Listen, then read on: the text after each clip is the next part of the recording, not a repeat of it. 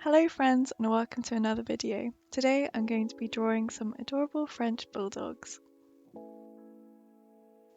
For this first sketch I chose a photo of a French Bulldog looking upwards, presumably to its owner, and also resting its head on a bed, so part of his face is a little bit scrunched up.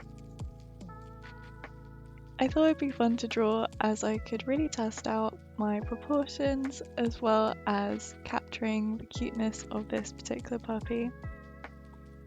Once I was relatively happy with my initial sketch, I then went in to add details to the nose and then also the surrounding areas, working my way outwards.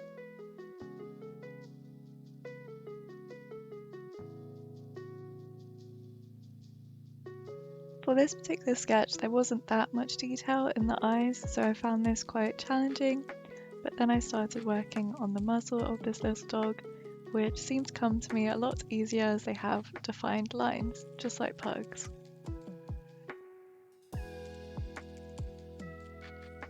I then began working on the left side of this pug's face, and I found it particularly challenging as well, as the eyes aren't perfectly aligned, but mainly because this French Bulldog is scrunching one side of his face, which makes the proportions look a little bit askew.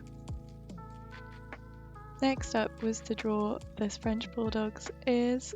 I find it quite adorable how big their ears are relative to their face and how rounded they are, so I wanted to make sure that I captured that well as this little puppy's paws that are just over this blanket.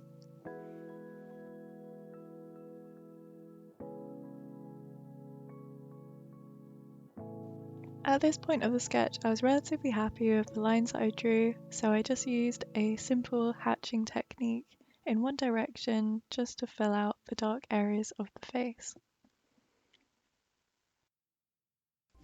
When I have my sketchbook sessions, I tend not to focus too much on every single strand of fur, but just trying to capture the essence of the puppy that I'm drawing, hence why I use techniques such as hatching just to suggest areas that belong to this puppy.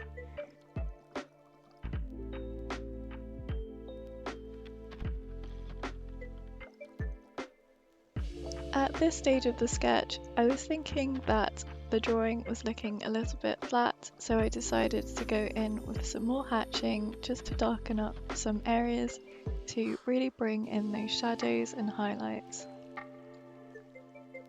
I also spent quite a bit of time on this eye, mainly just because I wanted the white highlight in this eye to be really defined in contrast to the rest of the eye.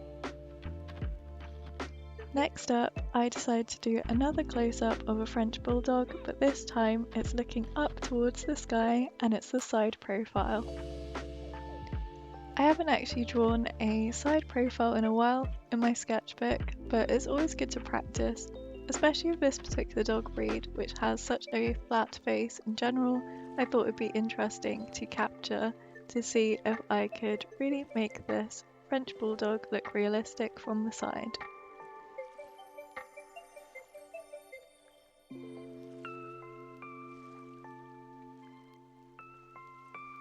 Drawing different profiles, whether that's the front profile or the side profile, is really helpful for drawing as you gain a better understanding of your subject matter.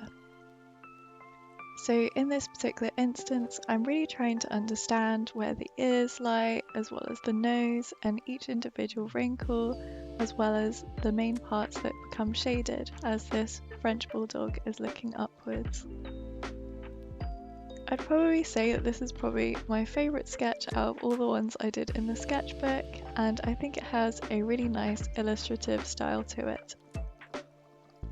My sketchbook spread wouldn't be complete unless I drew a French Bulldog and its whole body. So as I was working on this final drawing, I was able to draw upon the knowledge that I'd gained from the previous two sketches. By doing those two previous sketches, I was able to understand how the different shapes form on a French Bulldog's face. Overall, I was really pleased how this last sketch turned out, and again I think it has an illustrative style to it, as I was able to capture these light and dark areas with just a few bits of hatching. For this particular drawing, I really had to practice the line work of the body as I hadn't done it before in the other two sketches, but sketching is all about figuring things out and better understanding your subject. Overall, I really enjoyed sketching these little puppies today, and be sure to let me know if you enjoyed watching it too. And I have a few more sketchbook session videos if you'd like to watch them, and they'll be linked right here.